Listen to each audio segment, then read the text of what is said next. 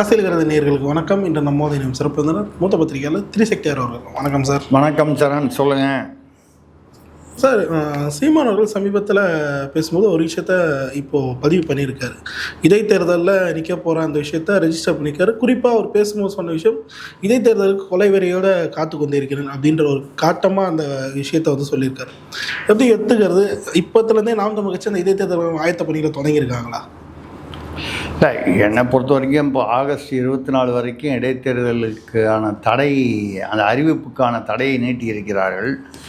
அதுக்கப்புறம் தடையை மறுபடியும் நீட்டலாம், இல்லை ஒரு கால் அந்த தடையை நீக்கிட்டாங்கன்னா எப்படி இருந்தாலும் ஒரு அக்டோபர் நவம்பரில் தான் இடைத்தேர்தல் வரும்.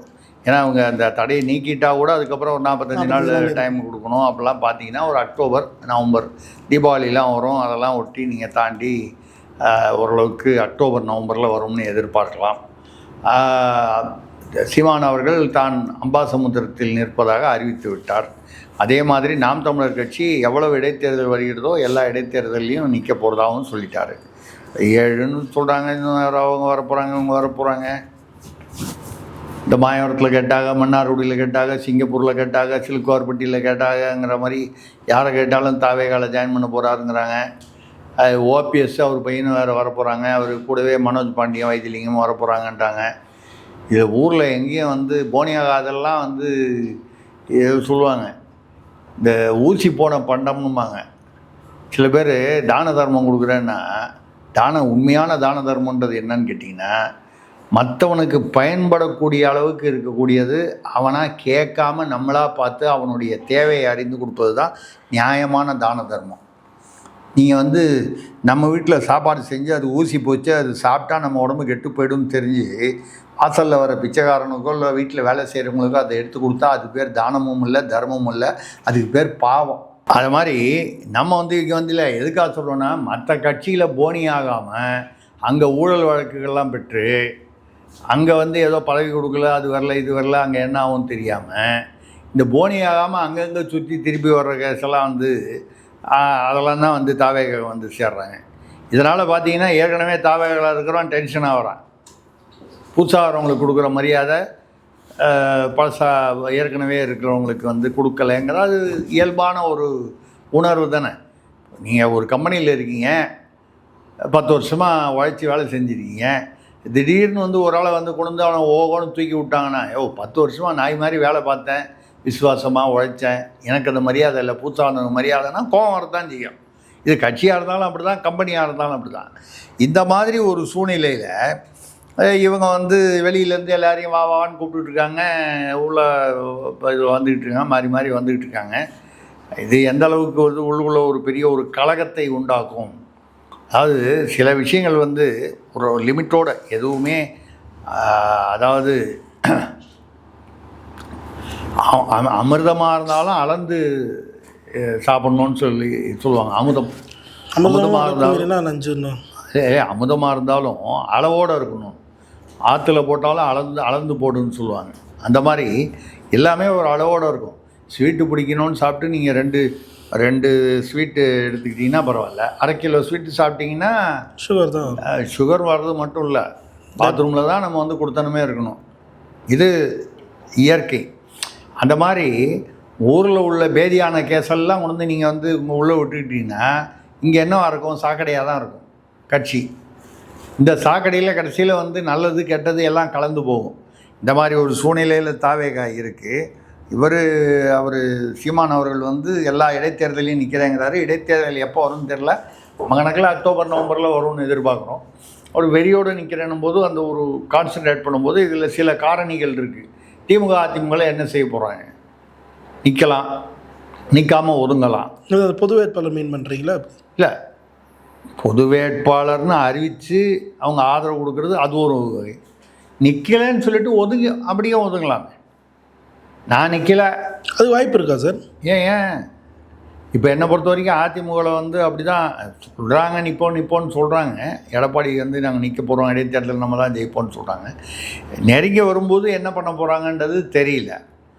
திமுகவில் பார்த்தீங்கன்னா அவங்க வந்து ஏற்கனவே தோற்று போன குளத்தூரில் சும்மா இல்லாமல் மறுபடியும் ரீகவுண்டிங் சொல்லி ஸ்டாலின் சும்மா இருக்கார்.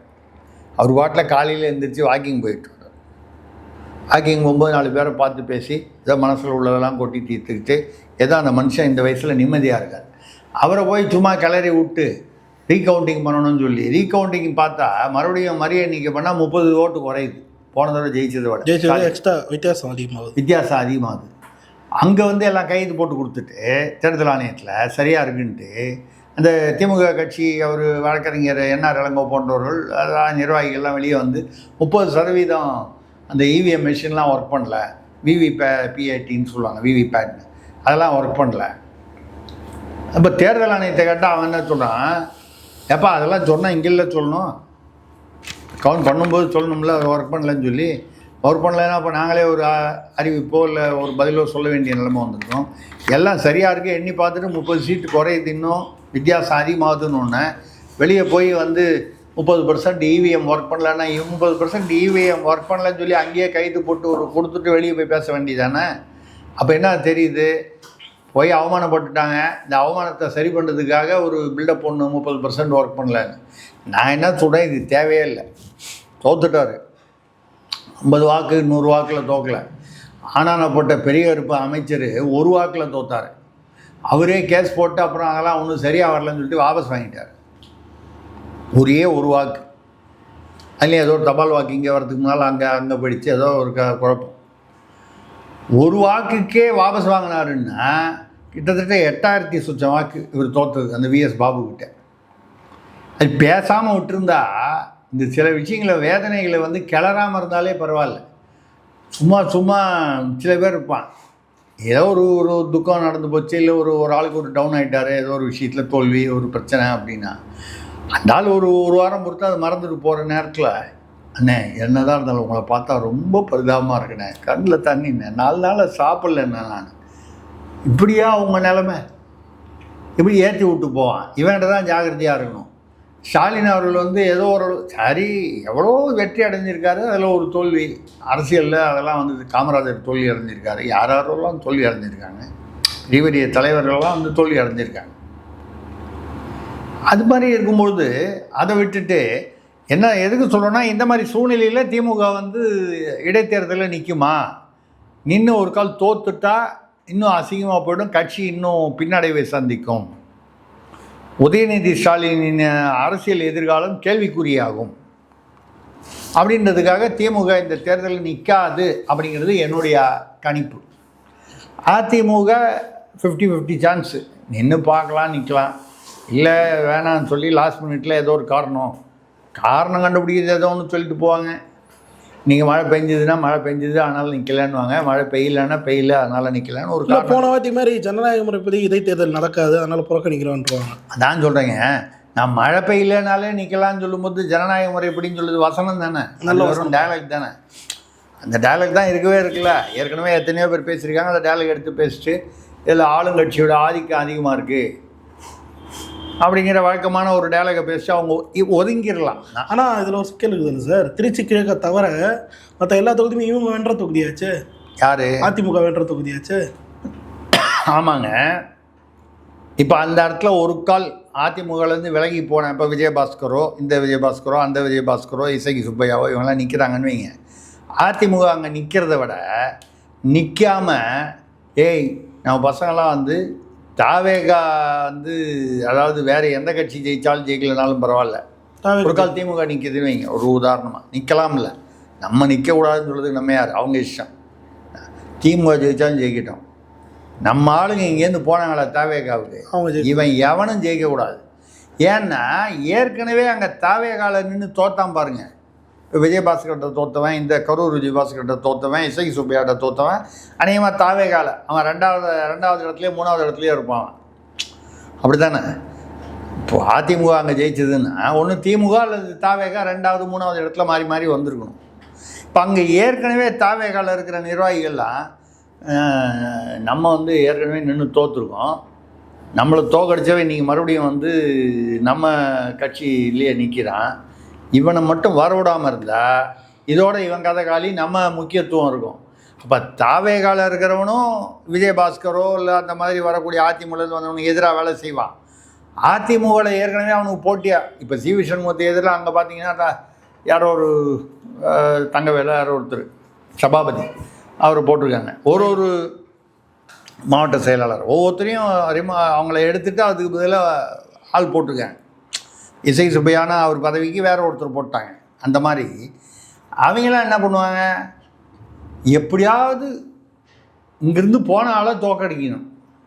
எடப்பாடி அவர்கள் தலைமையிலான அதிமுகவுக்கு என்னவாக இருக்கணும், ஐயா நம்ம ஜெயிக்கலைன்னா பரவாயில்ல, இங்கிருந்து வெளியே போனான் பாரு நம்மளை துரோகம் பண்ணிட்டு அவனை தோக்கடிக்கணும்.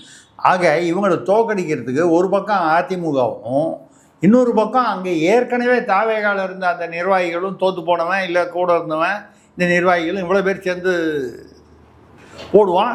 இப்படி போடும்போது திமுக ஒரு கால் இந்த இடைத்தேர்தலை புறக்கணித்தால், ஏதோ ஒரு காரணம் சொல்லி புறக்கணிப்பாங்க, காக்கா கருப்பாக இருக்குது அதனால் புறக்கணிக்கிறேன்னு ஒரு காரணம் சொல்லுவாங்க, அதெல்லாம் ஒரு பெரிய விஷயம், ஏதோ ஒரு காரணம் சொல்லுவாங்க.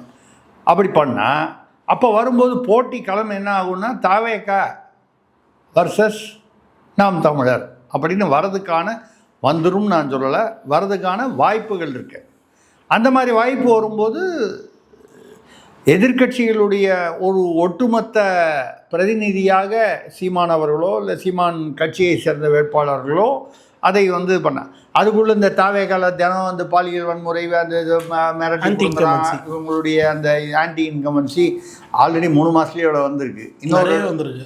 ஆமாம், எக்கச்சக்கமாக டெய்லி வருது, இன்னொரு 3 மாதத்தில் இன்னும் பிரமாதமாக வரும். இன்றைக்கி சார் நீங்கள் பார்த்துருப்பீங்களான்னு தெரில, இது மாதிரி கர்நாடகா நீர் திறந்து விட்டாங்க அப்படின்ற ஒரு செய்தி வந்ததில்ல.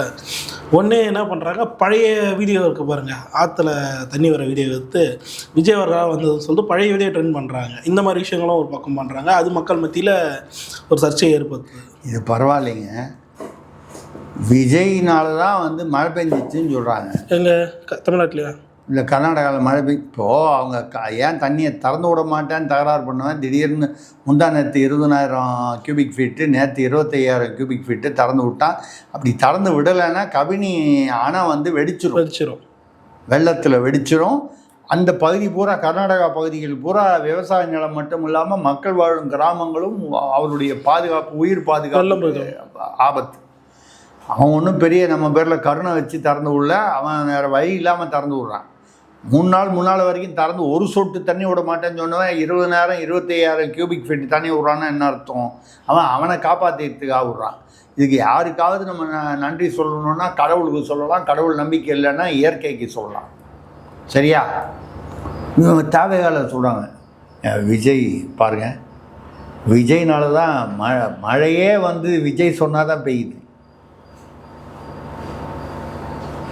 விஜய் சொன்னால் மழை பெய்யும், முதல்வர் விஜய் சொன்னால் மழை பெய்யும்னா ஐயா நாங்களும் நம்புகிறோம். அப்போ எதுக்குங்க 3ஆம் தேதி போய் அந்த டிகே சிவகுமாரை பார்த்துருக்கணும்? இப்போ சினிமா தான் தொழில் தான் நிறுத்திட்டால் தான் முதலமைச்சராக இருக்கார்ல, இவர் சொன்னால் மழை பெய்யும்னா அவன் திடீர்னு மிஜோரத்தில் மழை பெய்யல, விஜயை கூப்பிடு. அருணாச்சல பிரதேசில் மழை பெய்யல, பீகாரில் மழை பெய்யல, கூப்பிடு. இல்லைன்னா மழை வர வைக்கிற பூசாரி அவர். விஜய்னால தான் மழை பெஞ்சது. எதைத்தான் பில்டப் கொடுக்குறது, எதில் தான் ரீல்ஸு போடுறது, நீங்கள் சொல்கிற மாதிரி பழசெல்லாம் ஆற்றுல தண்ணி வரதெல்லாம் போட்டு விஜய்னால தான் வருது. விஜய் மட்டும் இந்த மழை பெய்யாமல் அங்கே போய் டிகே சிவகுமாரை பார்த்துருந்தாருன்னா அவமானப்பட்டு வந்திருப்பார். நான் தண்ணி இல்லைன்னு சொல்லி அனுப்பிச்சிருப்பான். அவன் என்ன சொல்லியிருப்பான், எல்லா இடத்துலையும் நான் காமிச்சிட்டேன், அணையில் தண்ணி இல்லை. விஜய் பார்த்துட்டு ஆமாம்மா சரிதான்னு சொல்லிட்டு போயிட்டார். இங்கே இவர் எப்படி மக்களை ஃபேஸ் பண்ணுவார்? ஆமாம்மா அங்கே தண்ணி கம்மியாக இருக்குதுன்னு சொன்னால் இங்கே மக்கள் வேறு விதமாக எடுப்பாங்க. கர்நாடகாவுக்கு சரி. அப்போ நான் கேட்குறேன் ஒரு கேள்வி, இந்த டெல்லி பிரதிநிதி ஒரு ஆள் போட்டிங்களா, வெங்கட்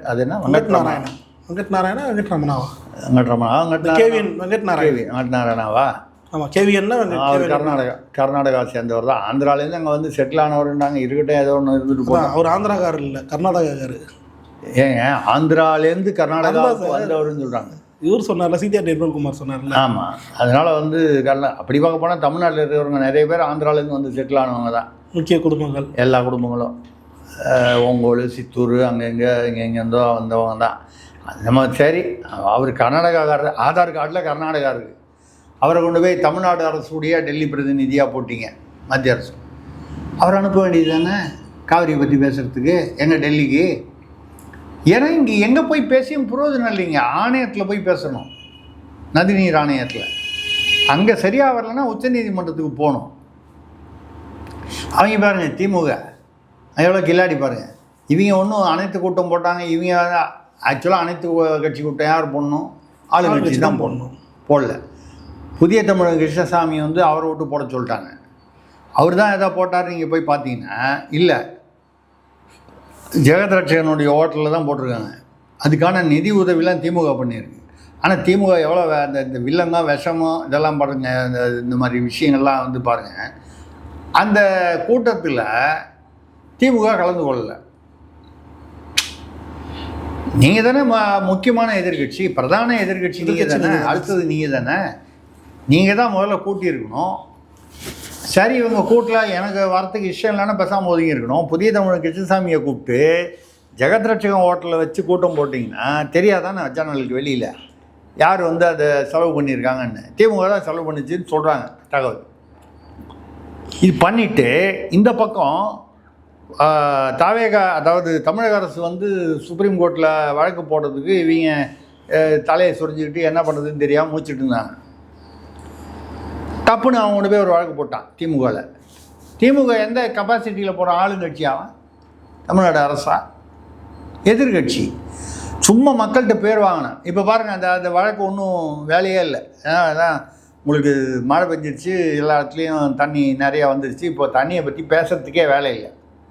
சுப்ரீம் கோர்ட்டில் வழக்கு வந்து தண்ணீர் திறந்து விட்டார்கள், திறந்து விடப்பட்டது, போதுமான தண்ணீர் வந்து விட்டது, அதனால் இந்த வழக்கை வந்து வாபஸ் வாங்கிக்கிங்க இல்லை டிஸ்மிஸ் பண்ணுறேன்னு சொல்ல போகிறான். ஆனால் வழக்கு போட்டேன்ற ஒரு பேர். இந்த சட்டத்துறைன்றது வந்து அவர் நிர்மல்குமார் என்னென்னமோ பேசிக்கிட்டு இருக்காரு, சட்டத்துறை அமைச்சர். செந்தில் பாலாஜி எதிர்கட்சியில் இருக்கார். முதல் நாள் சாயந்தரம் 4 மணிக்கு முன்ஜாமீன் ரத்து, மறுநாள் காலையில் 10:30 மணிக்கு சுப்ரீம் கோர்ட்டில் அவர் போடுற கேஸு ஹியரிங் கரெக்டாக வருது. ஒரு அம்மா வந்து நீதியரசர் வந்து அந்த அம்மா மோகனா வந்து ஏற்கனவே அவருடைய கேஸில் நான் அப்பீர் ஆகிருக்கேன், அதனால் நான் விலகிக்கிறேன்னு சொல்கிறாங்க. அது வழக்கமான ஒரு நடைமுறை தான். அதில் உடனே வேற ஒருத்தர் நீதிபதியை போட்டு மத்தியானம் 3 மணிக்கெலாம் அவருக்கு வந்து முன்ஜாமீன் கொடுத்துட்டாங்க. எந்த அளவுக்கு அவங்களுக்கு செல்வாக்கு இருக்குது பாருங்கள். செல்வமும் இருக்குது, செல்வாக்கும் இருக்குது. செல்வம் இருந்தாலே செல்வாக்கு வரும். நீங்கள் ஒரு ஆளுங்கட்சி அரசாக இருந்துக்கிட்டு ஏன் உங்களுக்கு பிரச்சனை?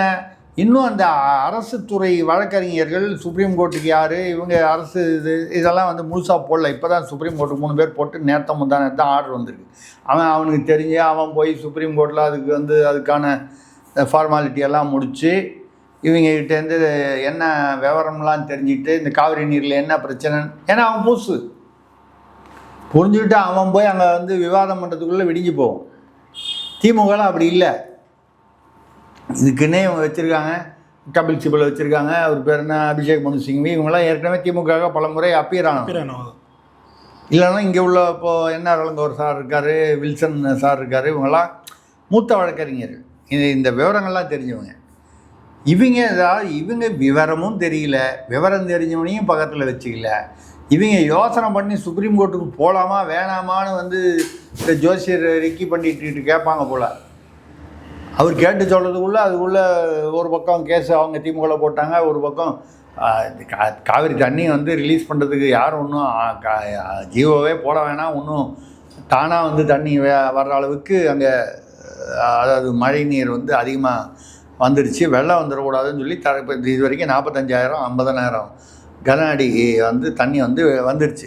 அவங்க போதும், இப்போ நம்ம கேட்ட தண்ணி அதான், அவங்க எதிர்பார்த்த தண்ணி அதான். இப்போ இதுக்கு போய் வந்து இனிமேல் நீ ரிலீஸ் பண்ணுன்னு கேட்குறது, ரிலீஸ் பண்ணால் பிரச்சனையாக போயிடும், வெள்ளமாக போயிடும். அவன் ரிலீஸ் பண்ணுறேன்னு சொன்னால் கூட நமக்கு வெள்ளமாக போயிடும். அப்புறம் இங்கே வெள்ளத்தை பாதுகாக்கிறதுக்கு நீங்கள் வந்து அதுக்கு ஒரு வேலை பண்ணணும் நீங்கள். இது அதனால் என்னென்னா இந்த அரசு இப்போ பாருங்கள், இந்த நிதி அறிக்கை வருது 5ஆம் தேதி அன்னைக்கு. பட்ஜெட் மட்டும்தான் வருதா? அதில் கூட சொல்லியிருக்காரு. ஆனால் நீங்கள் என்ன திமுகவின் ஊழல் தொகை எல்லாத்த பற்றியும் அதில் பேசுகிறோம். நீங்கள் பட்ஜெட்டுக்கும் அதுக்கு என்ன சம்மந்தம்? பட்ஜெட்டுன்றது ஒரு அரசு நிர்வாகம். ஆண்டுக்கு ஆண்டு வந்து பட்ஜெட் வந்து நீங்கள் வாங்கணும். அதில் இன்னென்ன துறையில் என்னென்ன வருமானம், உங்களுக்கு என்னென்ன செலவு, பற்றாக்குறை எவ்வளவு. நம்மளது பற்றாக்குறை தான் ரொம்ப வருஷமாக அதிமுக ஆட்சியிலலாம், அதுவும் திமுக ஆட்சியில் பற்றாக்குறை அதிகமாகிட்டே போச்சு. வருமானத்தை விட செலவு அதிகம். அதுக்கு வழி என்ன கண்டுபிடிப்பாங்கன்னா, வழியெல்லாம் ஒன்றும் கண்டுபிடிக்க மாட்டாங்க, அப்படியே விட்டுருவாங்க. கேட்டால் வருமானத்தை பெருக்குவதற்கு அரசு ஆலோசனைகளை செய்து கொண்டிருக்கிறதுன்னு 5 வருஷமாக செய்து கொண்டே தான் இருப்பாங்க. ஒன்றும் இல்லை, கடனை ஏற்றிட்டு போயிடுவாங்க. எப்படி கடனை ஏற்றுறது? போக்குவரத்தில் அது ரொட்டேஷன் தான். இதை மாதிரி செய்யக்கூடிய அது இது ஒரு மொத்தம் அது என்னவோ அது ஒரு ஃபார்மாலிட்டி. நிதி பட்ஜெட் கொடுக்குறீங்க, அதுக்கு அந்த ஊழல் நாங்கள் திமுக ஊழல் பண்ணலைன்னு நம்ம சொல்லலை. திமுக ஊழல் பட்டியலை நீங்கள் வெளியிடக்கூடாதுன்னு நம்ம சொல்லலை, தாராளமாக வெளியிடுங்க. அதுக்கும் பட்ஜெட்டுக்கு என்ன சம்பந்தம்? சட்டமன்றத்தில் நீங்கள் அந்த பட்டியல் ஊழல் பட்டியலெல்லாம் வெளியிட முடியாது. சட்டமன்றம் என்பது ஆதாரங்கள் இல்லாமல் எதையுமே பேசக்கூடாது. நீங்கள் ஒரு ஊழல் பட்டியல்னு சொல்கிறீங்கன்னா அதுக்கான ஆதாரங்கள் எங்கே வரணும்? அது நீதிமன்றத்தில் வர வேண்டியது. சட்டபூர்வமாக வழக்கு போடுது. வழக்கு போட்டு தைரியம் இருந்தால் எந்த மந்திரியோ முன்னாள் மந்திரிகள் யார் கே.என். நேருவா, பொன்முடியா, செந்தில் பாலாஜியா, மூர்த்தியா, கண்ணப்பனா, யார் சும்மா பொதுவாக பேர் சொல்கிறோம், KKSSRா, ஆதாரங்கள் இருந்து அது சட்டம் அதுக்கு அனுமதித்தால் கைது கூட செய்யுங்க. இது வரைக்கும் ஒருத்தர் கூட கைது செய்யலையா? செய்ய முயற்சி செஞ்சு முடியலையா? மொத்தம் எல்லாம் ஒன்று தானே. அப்போது நிதி பட்ஜெட்டோடு அதாவது பட்ஜெட்டில் அந்த நிதி அறிக்கையோட ஊழல் பட்டியலும் சேர்த்து வெளியிடுவோம். வெளியிடுறேன்னா சட்டமன்றம் இல்லை. நீங்கள் சட்டமன்றத்தில் ஊழலை பற்றி பேசினாலே உடனே எதிர்கட்சி தலைவர் உதயநிதி எந்திரிச்சு இது சட்ட விரோதமானது, விதிகளுக்கு விரோதமானதுன்னு அதுக்கப்புறம் பேசுனீங்கன்னா அவங்க எந்திரிச்சு போயிடுவாங்க. நீங்கள் உங்கள் பட்ஜெட்டை படிப்பீங்க. ஐயா நிதி அமைச்சர் அவர் பேர் என்ன, மரிய வில்சன், அவர் படிப்பாரா? அது பார்த்து படிப்பார். அதுக்கப்புறம் அதை யாராவது புரியுமா? அதுக்கப்புறம் தமிழில் யாராவது மொழிபெயர்ப்பாங்க. தமிழில் தானே சார் படிப்பார். தமிழில் நீங்கள் உங்களுக்கெல்லாம் தெரியாது. அந்த காலத்தில் நாங்கள்லாம் படிக்கும்போது தமிழில் தான் பாடப்புத்தகங்கள்லாம் இருக்கும். கோனார் உரைன்னு ஒன்று தனியாகும். இந்த கோனார் உரை படித்தா ஈஸியாக புரியும். இந்த பாடப்புத்தகங்களும் கொஞ்சம் கஷ்டமாக இருக்கும். எல்லோரும் என்ன பண்ணுவோம், அந்த கோனார் உரை வாங்கி வச்சுட்டு பாடப்புத்தகத்துக்கு ஓரம் கட்டி வச்சுட்டு கோனார் உரையை படிச்சுட்டு போவாங்க. கோனார் உரை படிக்காமல் அந்த மாணவன் எங்கள் தலைமுறையில் ரொம்ப கம்மி. அந்த மாதிரி ஐயம்பெருமாள் கோனார்னு ஒருத்தர் இருந்தார். நல்ல காரியத்தை தமிழ்நாட்டுக்கு அவர் பண்ணார், பாராட்டணும். இவர் ஒரு பட்ஜெட் ஒன்று தமிழ்லேயே படித்தார்னா அதுக்கு ஒரு கோனார் உரை ஒன்று போட வேண்டியிருக்கும். புஷியானந்த் பேசுவாரா? புஷியானந்த் காவிரி மேகதாடு பற்றி கேட்டனோடனே அவர் பாட்டில் ரன்னிங் ரேஸில் போகிற மாதிரி மாரத்தானில் ஓடி போயிட்டார். அவர் விஜய் மாதிரி சிரிச்சிக்கினே போனார். அவர் ஓடி போயிட்டார். அவர் எங்கே இதை பற்றி நிதி ஊழல் பட்டியலை பற்றி அவர் எங்கே பேச போகிறாரு? அவர் ஊழல் பட்டியலை பற்றி பேசுனா உடனே அவங்க ஆரம்பிச்சுடுறாங்க, ஏங்க உங்கள் 2 மாப்பிள்ளைங்க அப்படின்னு சொல்லி ஆரம்பித்தா அவ்வளோதான், கப்சிப்பாயிரும்ல. எல்லாருக்கும் பிரச்சனை இருக்குல்ல. அதனால் இதுதான் இந்த பட்ஜெட்டில் நடக்க போகுது. நம்ம என்ன சொல்கிறோன்னா, இந்த இடைத்தேர்தல் என்பது இந்த முறை வித்தியாசமாக இருக்க வாய்ப்பு இருக்கிறது. நான் திமுக புறக்கணிப்பா, அதிமுக புறக்கணிப்பா, இல்லை அதிமுக நின்று யாரையாவது நிற்க வச்சு இவங்களை அந்த விலகி போன அவங்கள பொறுத்த வரைக்கும் துரோகிகள்னு சொல்கிறாங்க. அவங்கள பழி வாங்கிறதுக்கு ஏதாவது அந்த மாதிரி செய்வாங்களா? அது நிற்க வச்சு பண்ணலாம். அங்கே உள்ளுக்குள்ளே ஓட்டு போட விடாமல் அவங்களுக்கு எதிர்ப்பு ஒரு அந்த மக்களிடையே இவங்க துரோகிகள்னு சொல்லி நீங்கள் தேர்தலில் நிற்கலைன்னா கூட மக்களிடம் பற்றி இவர்களுக்கு ஓட்டு போடாதீர்கள்னு சொல்கிறத யாரும் ஜனநாயகத்தில் தடுக்க முடியாது. அது மாதிரி ஒரு எதிர் பிரச்சாரம் செய்வார்களா, எப்படி செய்ய போகிறாங்கன்றதெல்லாம் பொறுத்து தான் இந்த இடைத்தேர்தல் களம் அமையும். இதுக்கப்புறம் உள்ளாட்சி தேர்தல் இருக்குது. அது இதை விட முக்கியமானது. இது ஆட்சி செய்யும் விஜய் தலைமையிலான அமைச்சரவைக்கு முக்கியமானது இந்த இடைத்தேர்தல். ஏன்னா அந்த 118 நம்பர் தாண்டணும். உள்ளாட்சி தேர்தல் என்பது பார்த்திங்கன்னா உள்ளபடியே அதிகாரம் அங்கே தான். இப்போது மாநகராட்சியில் பார்த்திங்கன்னா 3 மாதத்துக்கு எந்த திட்டமும் செயல்படுத்த வேணான்னு சொல்லிட்டாங்க. ஏன்னா 1970 கோடி ரூபா திட்டங்கள் முடங்கி கிடக்கு. ஏற்கனவே ஒப்பந்த புள்ளிக்காரர்கள் திமுக காலத்தில் அவன் ஊழல் பண்ணானா, டெண்டர் குல்மால் பண்ணானா, அதெல்லாம் கிடையாது. வேலையை முடிச்சுட்டேன்னு சர்டிஃபிகேட் வாங்கிட்டான். அவனுக்கு 2000 கோடி ரூபா பாக்கி இருக்குது. தமிழக அரசிடம் மாநகராட்சி கடை வாங்கி 300 கோடி கொடுத்துருக்கு. இன்னொரு 1700 கோடி ரூபா பாக்கி இருக்குது. எதுக்கு? பழைய பாக்கி. அப்புறம் புது திட்டங்களுக்கு இதுக்கப்புறம் தான் பணம் வரணும். அப்போது உள்ளாட்சிகளுக்கு பணம் வரணுன்னா என்ன பிரச்சனை? தாவேகா ஓரளவுக்கு எல்லா இடங்கள்லையும் ஒரு அந்த உள்ளாட்சி இடங்களை கைப்பற்றணும். அப்போ தான் வந்து ஏதாவது திட்டத்துக்கு அவங்களுக்கு ஒதுக்குவாங்க, இல்லைன்னா இவங்க ஒதுக்க மாட்டாங்க. அப்போ என்ன ஆயிரும், மக்கள் தான் பாதிக்கப்படுவாங்க. நான் அதனால் தாவேக்காவுக்கு ஓட்டு போடணும்னு சொல்லலை. இது ஒரு சிக்கல் இருக்குது. இப்போ உள்ளூரில் வந்து அந்த இப்போது மேயராக இருக்கிறவங்களோ இல்லை அந்த பேரூராட்சி பஞ்சாயத்து தலைவராக இருக்கணும், அவன் ஏதோ ஒரு அவனுக்கு ஒரு ஒரு ஒரு வாக்கு வங்கி இருக்கும் அவனுக்கு. சப்போஸ் அவங்க ஜெயிக்கிறாங்கன்னு வைங்க, அதுக்குள்ளே இந்த ஆன்டி இன்கம்பன்சி வந்துடுது. உள்ளாட்சி தேர்தலில் எதிர்கட்சிகள் திமுகவோ அதிமுகவோ நாம் தமிழரோ எந்த கட்சியோ அங்கங்கே வந்து வெற்றி பெறாங்க. இது பெரிய ஒரு என்ன சொல்லக்கூடாது, என்ன நிர்வாக ரீதியில் ஒரு மிகப்பெரிய மோதலாக அமையும் தமிழ்நாட்டில். மேலேருந்து ஒரு திட்டம் கொண்டு வரணுன்னா கீழே போகாது. கீழேருந்து ஒரு திட்டம் கேட்குறான் அப்படின்னு சொன்னால் இவங்க வந்து ஒத்துழைக்க மாட்டாங்க. இப்படிப்பட்ட ஒரு சிக்கலான சூழ்நிலையில் தமிழ்நாடு சிக்குவதற்கு வாய்ப்பு இருக்கிறது. நல்லதே நடக்கும் என்று நம்புவோம் சார். பலர்களை தெளிவாக சார். நேரத்தை நன்றி, வணக்கம்.